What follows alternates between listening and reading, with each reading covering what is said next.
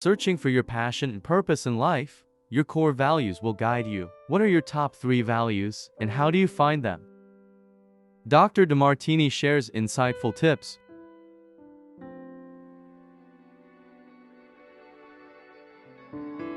Well, if you ask somebody about what their values are, most people unknowingly are, because they've been raised by mothers, fathers, preachers, teachers, and because they've been inculcating the mores, traditions, conventions of peer groups of different scaled sizes, they have been injecting the values of those that are leaders in society's ideals, and they confuse what is really important to them individualistically compared to what they think it should be. Whenever you hear yourself saying, I should do this, I ought to be doing this, I need to do this, I got to do this, I have to do this, I must do this, I have to do this, that's an imperative deontological duty that you feel you're going to do. You're living by ought tos instead of what you would really love tos. And most people don't even know what their values are. And I've asked, tens of thousands of people over the years to define and write what they think their values are. And then I do a more objective evaluation, and it's not the same. What they write are ideals, honesty, integrity, peace, and all this other stuff. It's just bullshit, instead of what their life is actually demonstrating is important to them. So I had to develop, as a result of that, a series of value determinants that gave at least a little bit more objective view based on what their life is actually demonstrating. Because if you go by what they say, they'll give you an idealism. It'll give you an injected value by outside authorities. And that starts at a young age. Freud said it starts at age 1. The second you stand up and start to walk around and everything else, you got to baby-proof a house, your mom starts saying no, yes, no, no, no, yes, yes. And they start inculcating, as a result of dependency on the mother, the values of the mother. And so now there's a conflict between their own values and the mother's values. And we've called that socialization. We've called that how to fit in and conform to society. But that's great if you want to conform, but society doesn't evolve by conformists. It evolves by individuals that are innovative, that are willing to possibly be ridiculed for having new ideas.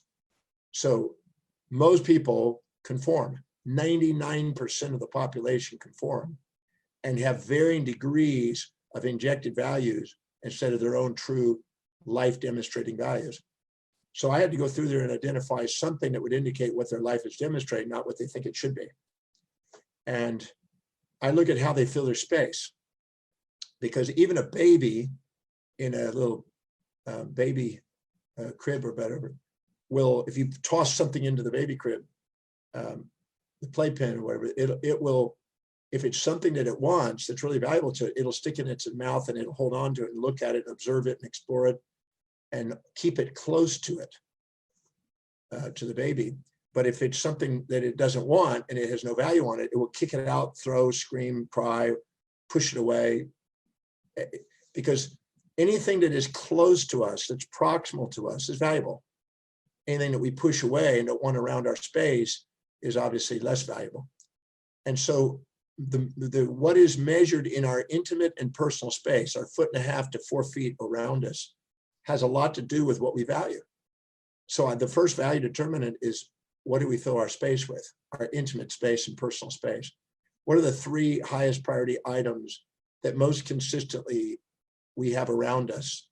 It could be our cell phone, it could be our computer, it could be our children, it could be technology, it could be food, clothes. It depends on what we value.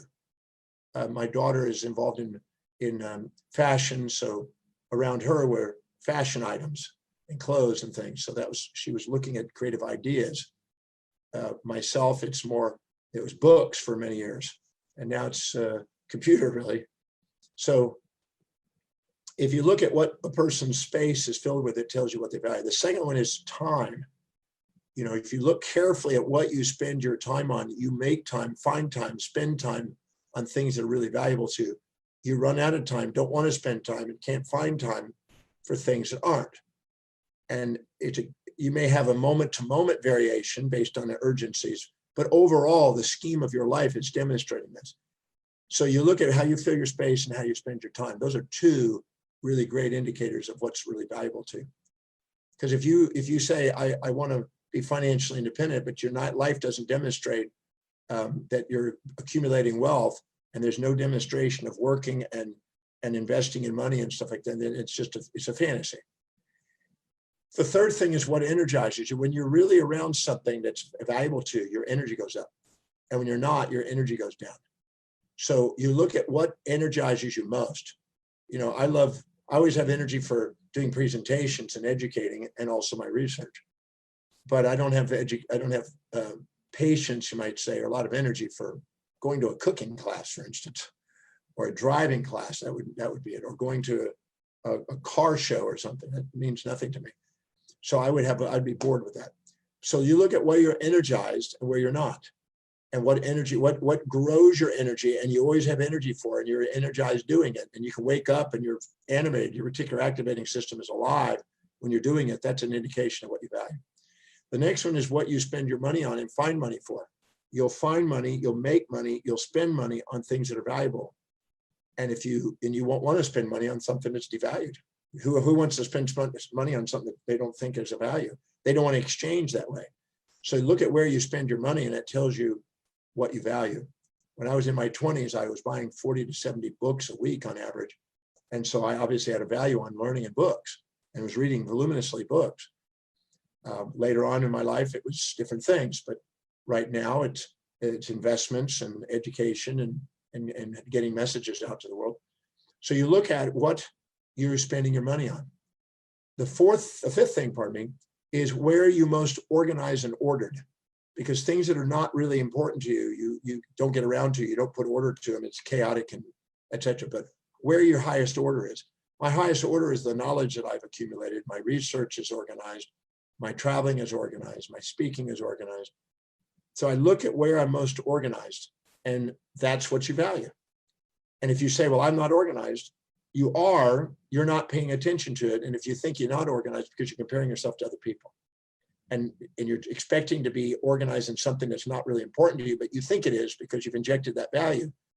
And that's confusing. So people are, I'm not organized. Yes, you are. You're organizing what's valuable to you. I've been doing it a long time. I guarantee it's true. The next one is where you're most disciplined and reliable. You can count on me to be researching every day. You can count on me to be looking up articles. You can count on me to be updating and writing in my manuals for seminars. You can count on me for, up until recently, traveling. So whatever's highest on your value, you're extremely disciplined in, and you spontaneously do things. And that tells you what you value. The next three are what do you think about, what do you visualize, and what do you internally dialogue with yourself about most, about how you would love your life to be that shows evidence of coming true. And you take each one of those and you write down the top three answers to each, one after another. And they may be slightly different answers, but there'll probably be a scheme there, a theme there. It'll be reiterated. But what is it you think about, visualize, and affirm about how you would love your life? And make sure it's how you would love your life and not how you don't want it. And make sure there's evidence that you're making progress on it. If there's no evidence, don't write it down, because that's a whim or a fantasy. I need to know, what is the evidence? I have evidence that I want to travel the world, teach. I don't have evidence of other things that I fantasize about that don't show up. Don't write down things that aren't showing any evidence. Write down what is. And you'll see a pattern. I guarantee it'll be a pattern. The next one is, what do you want to converse with other people about most? And what do you keep engaging in conversations with people? If you do, you start to be extroverted and talk, and you tend to be engaged in listening. That tells you what you value. The next one is, what is inspiring to you and what's consistent to the people who inspire you. If I look at who've inspired me, it's been the great Nobel Prize winners and all their works, all the great philosophers and thinkers, all the leaders in various fields that were innovative, that created a new form, or the father of this, the mother of this, the originator of this. Anybody who's creative and original in their ideas, I've been inspired to read and study and read their biographies. So look at what is inspiring to you in people and what is the things that you do that bring tears to your eyes. Every moment you actually get a tear in the eye from anything, listening music or going to a movie or whatever, get a tear. Write down what it was that was in your mind at the moment of the tear and document the inspirations, because they're guides.